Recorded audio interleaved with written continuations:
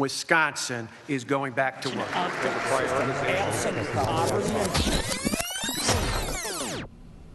I'm Steve Walders. And I'm J.R. Ross. This is Rewind, WisconsinEye summary of this week in the Capitol. This week, the political dominoes kept falling in the Fox Valley. After the April 11 retirements of 6th District Congressman Tom Petri, 19th State Senate District veteran Michael Ellis, the Senate President. You surprised at either of those decisions, J.R.? Well, let's start with Ellis. I was on vacation when the video came out. You were in Australia, mate. Yes. Welcome back. Thank you. But if you look at Mike Ellis and think of the Mike Ellis stool, if you will, right? One of the legs is this kind of fiscal conservative guy who looks at the budget from top to bottom and knows it in and out. The math teacher. Other one, campaign finance reform advocate, right? He's Yes. been on more campaign finance bills than anybody but Erpenbach since I've been here. Yes. And here he is talking about a possibly illegal campaign finance scheme. I mean, that strikes the foundation of Mike Ellis. So the fact that he dropped out like that wasn't surprising a lot of people. There are folks who thought one is going to be a tough race anyway. Once that video was out, there wasn't a way for him to survive in some people's minds. Right. With Petri, I mean, in some ways it was surprising because he had $1 million in the bank, longtime congressman. The people challenging him are not from the population centers of the district, so they weren't really in the best position. But there's that whole thing about the fire in the belly, right? You've always heard people talk about that. They have a fire in the belly for the fight. And did Tom Petri, after all those years, have the fire in the belly to fight off two possibly more people in a primary and really have his record kind of poured over, have conservative media go after him? It's a new world from what Tom Petri was used to when he was running contested elections 20 and 30 years ago. But it's fascinating. Ellis served 44 years as a leggy. Petri, 35 years in the U.S. House, and before that, he was 7 years in our state Senate. So just a volcano politically. But let's talk about the 6th District U.S. House seat. 3 sitting legislators are interested: Glenn Grothman, Dewey Strobel, and Senator Joe Liebem. And then I keep hearing former Walker confidant John Hiller. Do you think John, I don't know Mr. Hiller. Is Mr. Hiller in or out? What do you think? In talking to people about that possibility, they haven't quite grasped what the rationale would be for a Hiller candidacy. And that I mean, what his foundation, what would his message be? What would his selling point be in that race? Like Strobel and Grothman, he's kind of from the southern part of the district. He's not from the Fox Valley, Sheboygan, Manitowoc, which is the population center. So there's that issue. His name did pop up in the John Doe emails on that whole thing, so there's a little bit of mud there. So I'm not quite sure if he will get in, but he's exploring it right now, and it's a possibility. Okay. The Democrats, JR, I've heard the name of Winnebago County Executive Mark Harris. He's very serious. Former State Senator Jessica King, I just heard her name. I haven't checked it out yet. And Manitowoc Mayor Justin Nichols, who was elected to the City Council at the age of 18. Am I missing any Democrats? I think... should any of these come off the list? Nichols' predecessor as Manitowoc Mayor has also at least talked about it, but there's a big leap between talking about it and getting in. And talking to Democrats this week, my impression is Harris, who I talked to yesterday, he intends to announce next week he's getting in. He thought about running for governor. Yep. And Chairman Tate suggested maybe this isn't your time. Yeah, excuse me. There's that possibility, yeah. So he's flirted about running for office before. He's obviously wants to do something different. So he is basically getting in. Jessica King, and talking to people, I don't get the impression they think she really wants to run, but it's an open seat. They'll at least give it a consideration. Her campaign account is still open, for example, she told me, so she's still at least interested in politics. And then Nichols, he'll at least kick the tires. Now, there's the possibility of Joe Liebem, the third of those Republican lawmakers looking at the race. He's going to announce on Tuesday. So he's in. Okay. So we assume, you don't want to assume this business, but all signs point to him announcing he's getting in. Liebem gets in, that opens up his Senate seat. Well, Justin Nichols lives in that Senate seat. Will Justin Nichols look at running in that race? There's already a Democratic candidate for that seat. So Martha Lanning, there could be all these dominoes falling yet, depending on how these things play out in the next few weeks. Let's stay on the 6th District. What about you heard the betting in the Capitol, JR, that Strobel and Grothman split the Tea Party vote, potentially opening the door for Liebem. Do you believe that? Well, a couple things. One, talk radio will be an influence in this race. Talk radio is a bigger deal in Milwaukee area. Strobel announced on talk radio, didn't he? Excuse me. Grothman did, on Charlie Sykes' show. Now, the signals of those programs reach part of the district, but the following in like Oshkosh and Fond du Lac is not the same as in Waukesha and Ozaukee County. So talk radio might play a role. Will they get behind a Grothman or a Strobel? More importantly, will they tear down Libum? I mean, Libum doesn't have that much of a different voting record from Grothman. Libum is voted for Act 10. Libum was co-author of the voter ID bill. So is there really much daylight between the two of them? There's that. Money. I mean, Strobel and Grothman from the wrong part of the district, top population-wise. They have to get their names known in Oshkosh and Fond du Lac and Sheboygan and Manitowoc and all that kind of stuff. Yep. Do they raise the money to do that? Strobel's got some money himself. How much can he put in?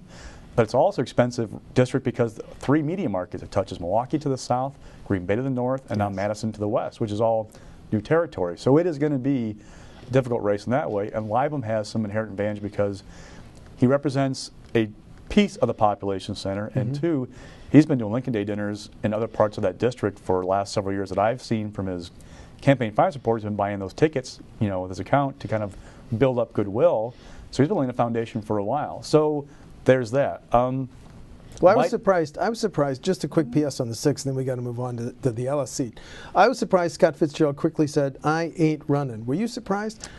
I mean, that Petri seat comes open every 35 years. Excuse me. But when they drew the lines in 2011 for the new maps, the line goes like this, and it goes boop, and they put Jeff. Jeff is in the 6th. Was 6, and Scott's in the 5th. Yeah, so he'd have to move just like Grothman has to move in. So I mean, in that regard, no. Plus 2, he now has a full operation on his hands to the Senate because he might have an open seat the 9th, open one the 19th, contested one the 17th. That's open. I mean, you go down the line. There's a lot on his plate right now with that race. Okay, 19th Senate District has been occupied by Mr. Ellis for 30 years. Well, let's roll out all the Republicans. I'm going to look at my notes so I don't miss any because there's so many. Former Assembly members Roger Roth and Steve Wickert, both of Appleton. Former State Treasurer Jack Voigt. First-term Republican Representative Dave Murphy says, "Don't forget me," kind of, maybe. Am I missing anybody? Always getting possibility of some in the private sector, but speaking of Scott Fitzgerald this week, he really sang the praises of Roger Roth. That to some people is a sign that they want Roth in. Yeah. Now, with a compressed schedule, with the Senate announcement, there might be some kind of heavy hand, if you will, from the party of trying to say Roger is our guy, and you other folks might want to sit this one out. Yeah. Now, if Roger doesn't get in, maybe Dave Murphy takes a run at it. I do get the impression that Wickert is leaning against it. Talking to him, I think he's out in Boston right now to run the marathon on Monday. Voigt has kind of mused about running for office for a while, but I'm not quite sure that he's going to get back in the game anytime soon. The irony, Dean Crawford told me, had he just not been sworn in last Tuesday as mayor of Neenah, he'd be running for the Ellis seat. What about the speculation that either of, Mike Ellis has a big family, but his brothers, Mark and David, are they interested? The Libums. No, Ellis. Ellis? Yeah. Don't know. Don't know? Heard that one. The Libum family is huge as well. And Yes. Yes. That's fascinating. Let's talk about the Libum seat real quickly. That's the 9th district. What strikes me, Libum, you say, is announcing Tuesday for the Congress. We expect, yeah. When you look at the blue book, his 3 state representative, first term Paul Tittle, retiring Mike Ensley, and retiring Steve Castell. Yes. So is Tittle thinking about going now that we know Libum's running for Congress? Well, normally you would, like something like this, you go right to the assembly seats, but Tittle's a freshman. Talked to Fitzgerald on Monday about this possibility. He did say he's already spoken with Joe about possible candidates, so look for either Paul Tittle to run or maybe a local government type from the district, so they'll find somebody to run. It's a Republican-leaning seat, so they should be okay. It's looking like a decent Republican year, so that will be in their favor. But, if there's a bad candidate or a screw-up, there's an opportunity there for Democrats. But as you say, the Democrats have told you the same thing they've told me. They're sky high on their candidate, Martha Lanning of Plymouth. But now you mentioned the possibility earlier, Manitowoc Mayor Nichols could challenge her in a Democratic primary. That makes things messy.